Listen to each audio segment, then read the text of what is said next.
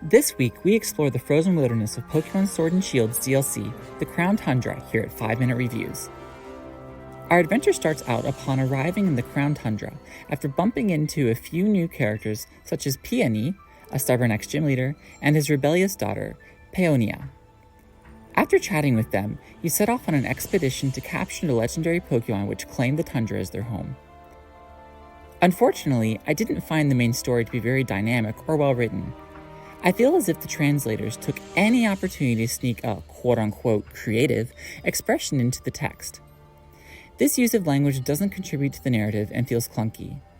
The story itself isn't very engaging and makes use of selection-based dialogue which has no effect on gameplay. Why even give me a choice if it doesn't affect the actual gameplay?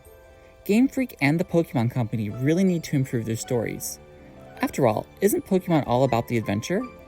As well as forcing your Pokepals to fight. As for the positives, I absolutely love the frozen setting for this DLC and could practically feel the frigid snowy landscape as I investigated every nook and cranny.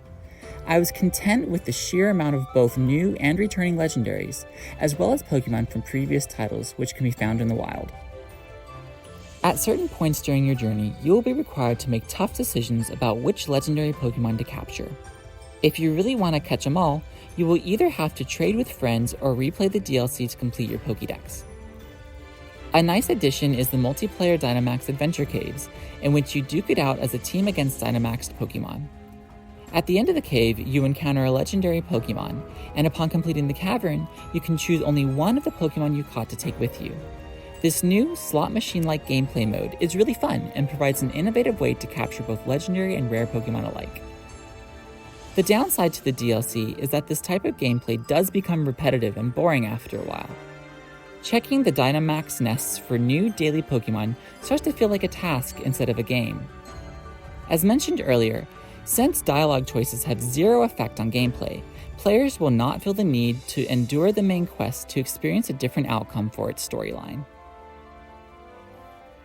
The Crown Tundra is a breeze for any experienced gamer and is perfect for the game's target audience. Kids. The main quest clearly explains what the player should do at each step of their journey. There are occasional puzzles during your adventure that can be easily solved. I delightfully found the capture rate of legendary Pokemon to be slightly more challenging than the main game. That being said, catching them is still fairly simplistic while providing a slight challenge for newer players. Considering the $30 price tag tacked onto this DLC, which includes the Isle of Armor, I would have not only enjoyed a better written story, but also a longer one. Yes, there are tons of new Pokemon to catch, but many trainers play this series for the journey. If Pokemon was just about battling in the endgame, why not just release another stadium-like title and call it a day? The graphics are about what you would expect from the Nintendo Switch. They're alright. During battles, everything is smooth and looks nice, but running around the wild, with its unfocused backdrops and rough textures, it's obvious that Pokemon could use a graphical upgrade. The game mechanics and controls are simple, more or less the same as previous Pokemon titles. The only problem I encountered was a crippling camera angle, which would occasionally drive me straight into undesired Pokemon battles in the wild. Another minor pet peeve I have with this generation in general is the way in which Pokemon in the wild appear. I either have to play a dodging game on my bike, or they stalk me down like the prey I am. I should be the one chasing the Pokemon, not the other way around. The menus and interface are pretty good. My only complaint is the lack of a quest bar.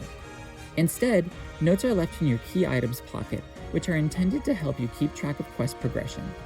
It's easy to forget that they're there. I mean, it's 2020. Just create a quest menu already. For these reasons, we gave the Crown Tundra DLC a 6 out of 10. As a veteran Pokemon player, the Crown Tundra is lackluster. Even with the Isle of Armor tacked on, I don't believe this DLC is worth the $30 price tag.